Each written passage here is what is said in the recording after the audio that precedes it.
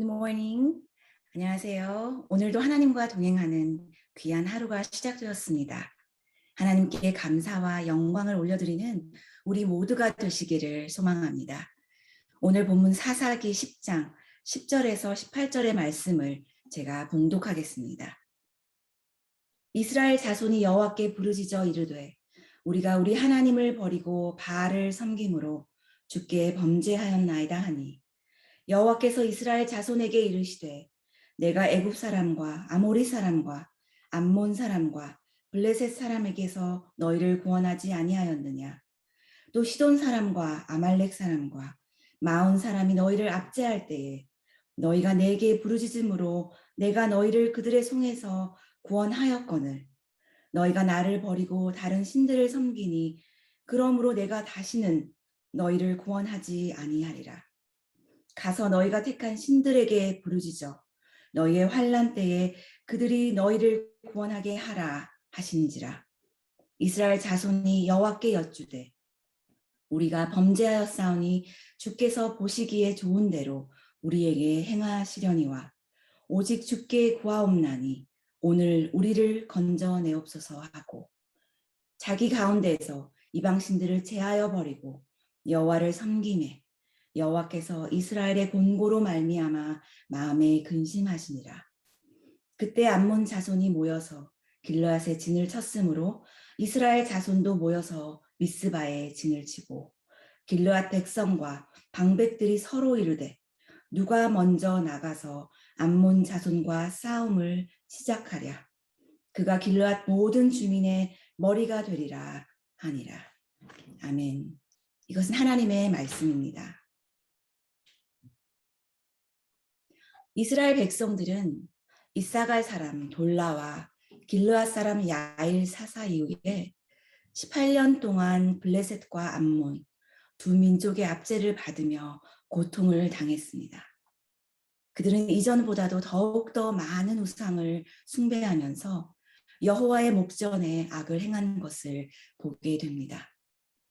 여호와 하나님을 바라보며 나아가도 우리의 인생이 때때로 어려움에 부딪히고 또 우리의 죄성으로 인하여 하나님 앞에 범죄하게 되는데 아예 하나님을 저버리고 다른 신들, 온갖 이방 나라의 신들을 섬긴다면 이것은 하나님의 크신 사랑을 저버릴 뿐만 아니라 하나님 나라의 백성이기를 거부하는 하나님이 세우신 그 언약을 짓밟는 그런 행위가 될 것입니다.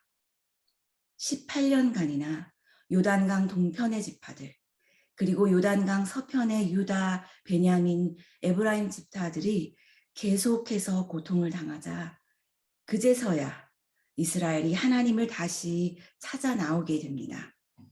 그 오랜 시간 그들은 도대체 무엇을 하고 있었습니까? 왜 이렇게 오랜 시간 동안 고통 속에 신음해야 했습니까? 이스라엘이 섬겼던 이방신들, 하나님을 버리고 경배했던 그 이방신들은 이 백성들을 위해 무엇을 하고 있었냐 말입니다. 그러나 이번에는 이전과는 달리 이스라엘 백성들이 먼저 하나님 앞으로 나와서 자발적으로 회개를 시작했다는 것이 새로운 일입니다. 10절 말씀에 이스라엘 자손이 여호와께 부르짖어 가로되 우리가 우리 하나님을 버리고 바알들을 섬김으로 주께 범죄하였나이다. 백성들은 오랜 고통을 견디다 못해 하나님 앞에 나와 부르짖고 있습니다. 이스라엘 백성들의 회개의 음성을 들은 하나님의 답은 시간을 거슬러 올라갑니다. 하나님께서 죄를 고백하는 백성들에게 11절, 12절 말씀 여호와께서 이스라엘 자손에게 이르시되 내가 애굽 사람과 아모리 사람과 암몬 자손과 블레셋 사람에게서 너희를 구원하지 아니하였느냐. 또 시돈 사람, 아말렉 사람, 마온 사람이 너희를 압제할 때 너희가 내게 부르짖음으로 내가 너희를 그들의 손에서 구원하였거늘. 하나님의 구원의 손길은 끝이 없이 백성들을 향하여 뻗어주셨습니다. 하나님께서 열거하니 민족들의 이름을 보십시오. 주변에 너희들을 압제하지 않은 민족들이 있느냐 하는 말씀이죠.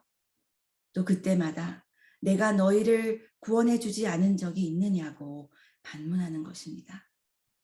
끊임없이 하나님은 하나님의 구원의 손길을 내밀어 건져주셨지만 이스라엘 백성들이 한 일은 무엇이었습니까?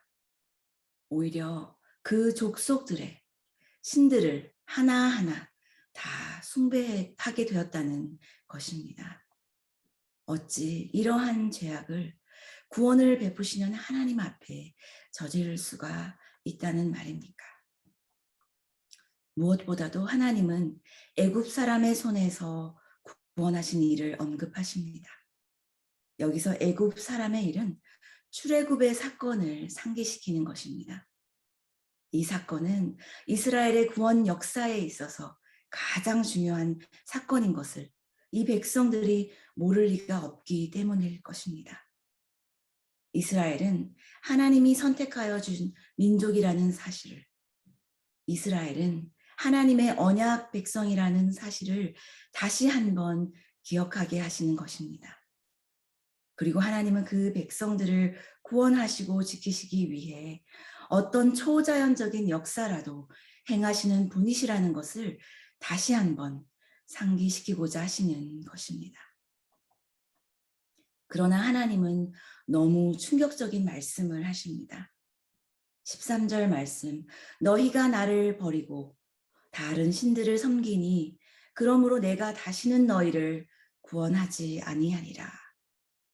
너무나도 충격적인 하나님의 말씀입니다. 하나님께서 만약 우리에게 이제부터 회개를 받지 않을 테니 너희가 저지르는 잘못을 스스로 해결하라고 하신다면 살아남을 사람이 있겠는가 하는 말입니다. 하나님을 떠나 그 생명을 온전히 유지할 수 있는 사람이 우리 가운데, 이스라엘 백성 가운데 있겠는가 하는 말입니다. 이제는 너희가 스스로 한번 알아서 해보아라 하는 말씀이신 거죠. 내가 너희를 구원해낼 때마다 너희가 새로이 섬기던 그 수많은 신들은 어디 있느냐 하는 말처럼 들립니다. 사랑이 큰 만큼 배신감도 큰 것처럼 하나님의 애정이 이 백성들에게 너무나도 큰 만큼 이 백성들에게 받는 실망감은 이루 말할 수가 없습니다. 이스라엘 백성들의 습관적인 회개는 하나님과의 관계에서 치명적인 악영향을 미치게 됩니다. 때때마다 어려움을 당할 때마다 나아와서 하나님 앞에 회개는 하였지만 그리고 또한 그때마다 하나님은 손을 내밀어 이 백성들을 구원하여 주셨지만 결론적으로 습관적인 회개는 오히려 하나님을 모욕하고 기만하는 일이 되기 때문입니다. 이스라엘 백성들은 진실된 회개, 진심의 회개가 하나님 앞에서 필요합니다. 그런데 16절 하반절에 하나님은 또 이스라엘의 곤고로 말미암아 마음에 근심하시니라고 기록되어 있습니다. 다시는 너희를 구원하지 아니하리라. 너희가 택한 신들에게 부르짖어 구원하게 하라. 말씀하시던 하나님이 근심하여 견디지 못함을 보여주십니다. 그들의 곤고한 삶을 더 이상 가만히 보고 견딜 수 없으신 하나님이시기 때문입니다. 회개하도록 책망하시기도 하시지만 백성들의 고통은 하나님께는 더 큰 고통이 되기 때문입니다. 16절에 등장하는 이 곤고라 하는 말은 사사기에 한 번 등장하고 있는데 고뇌, 불행, 고통, 재난, 악, 수고로움이라는 의미가 있습니다. 욥기서나 전도서, 시편에서도 이 단어가 많이 사용되었었는데 인생에서의 고단함, 인생에서의 수고로움을 의미하는 표현들로 사용된 반면에 사사기에서는 하나님의 뜻을 불순종하여 얻는 자업자득의 고난을 의미한다고 볼 수 있습니다. 불행과 재난의 원인이 자신에게 있다는 말입니다. 하나님을 별 가치 없는 물건 버리듯이 던져버리고 수많은 우상들은 그들의 삶 가운데 쉽게 들여놓을 수 있는 그러한 죄악이 얼마나 악한 것인지 이렇게 18년의 세월을 고통 가운데 있는 백성들은 정말 하나님은 근심하며 지켜보고 계신 것입니다. 그런데 이렇게 자업자득으로 얻은 불행일지라도 고난 속에 처한 자녀들을 보시며 마음 아파하시는 분이 오히려 하나님이십니다. 마음에 근심하시니라 하는 이 원어의 의미가 좀 흥미롭습니다. 구약의 여러 곳에서 역사서와 시가서 또 선지서에서 이 근심하시니라의 원어 카차르라는 단어를 많이 사용하였는데 대부분 그 뜻이 추수하다, 곡식을 베다, 곡식을 거두어 들이다 라는 의미로 쓰여졌습니다. 특히 우리가 쉽게 떠올릴 수 있는 룻기 2장에서의 기록을 보면 룻이 보아스의 밭에서 사환들 틈에서 일하는 상황이 기록되어 있는 것을 알 수 있습니다. 그때가 추수 때이기 때문에 2장에서만 곡식을 베다라는 뜻으로 추수하다라는 뜻으로 이 단어가 7번이나 사용되어진 것을 알 수 있습니다. 또 다른 예로는 시편 126편의 말씀에서도 눈물을 흘리며 씨를 뿌리는 자는 기쁨으로 거두리라 하는 말씀으로 곡식을 거두어 드린다 하는 뜻으로 기록되어 있는 것을 알 수 있습니다. 그 밖에도 다른 많은 구약의 기록들 46번이나 사용된 이 단어는 거의 대부분 추수와 관련이 있다는 것을 알 수 있습니다. 그런데 왜 사사기에서는 근심하시다 하는 의미로 쓰여졌을까요? 죄악 가운데 고통받는 백성들을 바라보는 하나님의 마음이 조급하다 하는 것입니다. 추수를 앞두고 적절한 시기를 놓치지 않고 잘 거두어 드려야 하는데 추수에는 때가 있는 것인데 이 때를 이 시기를 놓치지 않아야 하는데 정성 들여 공들여 키우고 키운 작물들을 잘 수확해야 하는데 만약 때를 놓쳐버린다면 쏟아부은 모든 애정과 수고가 허사가 되어버릴지도 모르는 그런 근심 가득한 하나님의 마음, 애정과 사랑 때문에 그들을 기다리다 못해 조마조마한 하나님의 마음이 아닐까요?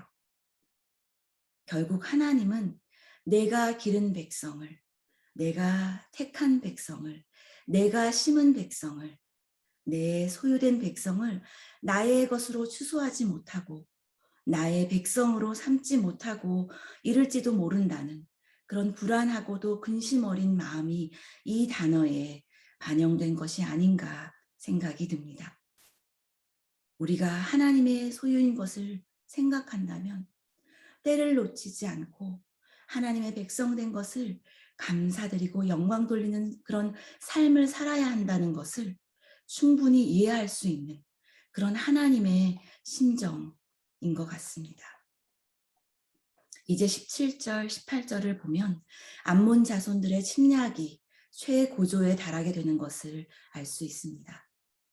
암몬들의 침략은 최고조에 달하고 하나님의 백성들을 향한 근심 또한 최고조에 이르고 백성들 사이에서는 과연 누가 우리를 대표하여 나아가 싸우게 될지 의견이 분분합니다.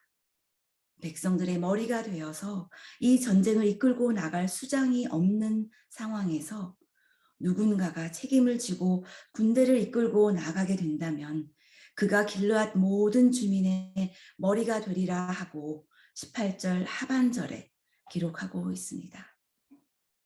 요단강 동편의 지파들 루벤 갓 므낫세 반지파를 넘어 요단강 서편에 이르는 유다 베냐민 에브라임 지파들의 고통이 극심해지면서 암몬의 압박으로 인하여 하나님의 예비하신 또 한 명의 사사가 세워져야 하는 상황입니다. 다음 본문으로 넘어가게 되면 하나님께서는 특별히 예비하신 하나님의 백성들을 위해 또 한 번 예비하신 기생의 아들인 길르앗 사람 입다를 사사로 세우게 됩니다. 제 형제들에게서도 존중받지 못하고 멸시받던 비천한 출신의 용사 입다는 군대의 장관이 되어달라고 요청을 받게 되고 전쟁이 끝난 후에는 그들의 머리로 삼겠다는 약속을 받아내게 되면서 하나님이 이스라엘을 위해 예비하신 사사 입다가 세워지는 것을 볼 수 있습니다. 그렇습니다.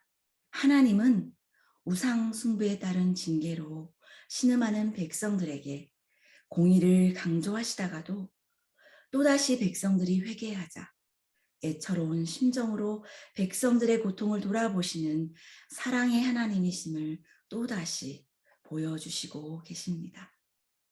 공의를 확립하는 동시에 회개하는 자에게 친히 염려해 주시며 구원해 주시며 그의 사랑을 쏟으시는 이중적인 섭리야말로 하나님께서 창조부터 예수님을 통한 구속사와 또 지금에 이르기까지 보여주시는 일관적이고도 신실하신 사랑이신 것입니다. 진정한 회개에 하나님의 긍휼하심이 임하십니다.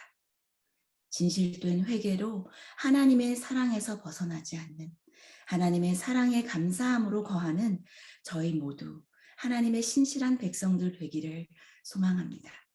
기도하시겠습니다.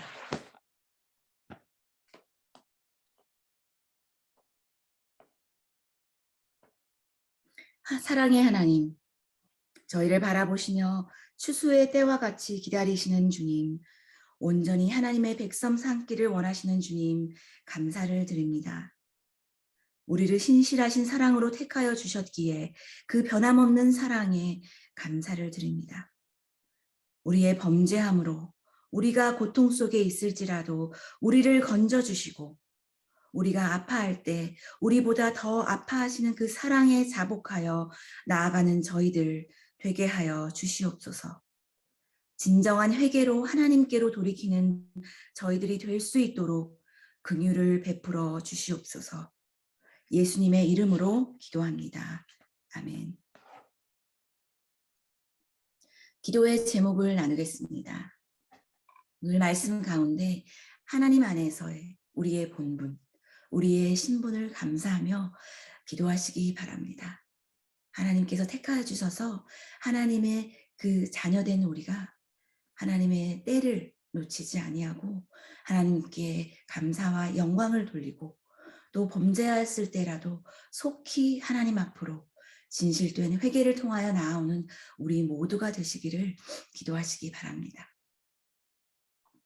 교회 여러 중요한 사역들을 위해 기도해 주십시오. 공천위원회 위에 기도하시며 우리 교회 안에 귀한 리더십이 세워질 수 있게 기도해 주시고 또 행정목사님 청빙 과정에서 우리 교회에 적합한 목회자를 인도하여 주시기를 위해 기도해 주시고 또 오늘 오전 10시로 다가온 큐티 트리 페스티벌을 통하여서 하나님의 말씀이 우리의 삶의 원동력이 되고 열매로 맺어질 수 있도록 이 모든 우리의 그 시간을 위하여 하나님께 영광 돌리는 시간이 될 수 있도록 기도하여 주시기 바랍니다. 마지막으로 질병 가운데 간절히 기도하는 환우들을 기억하며 기도하여 주시고 김하철 목사님 항암 치료 이후에 체력을 회복하실 수 있도록 기도해 주시고 또 조준걸 집사님과 그 외에 많은 환우분들이 하나님의 치유하심을 그 은혜를 받을 수 있도록 기도해 주시고 하나님께서 인도해 주시고 간절히 붙들어 주시기를 위하여 기도해 주시기를 원합니다. 다 함께 기도하시면서 오늘 함께 하실 큐티트리 페스티벌을 통하여 하나님께 영광을 돌리는 하루가 될 수 있게 다 함께 기도하시겠습니다.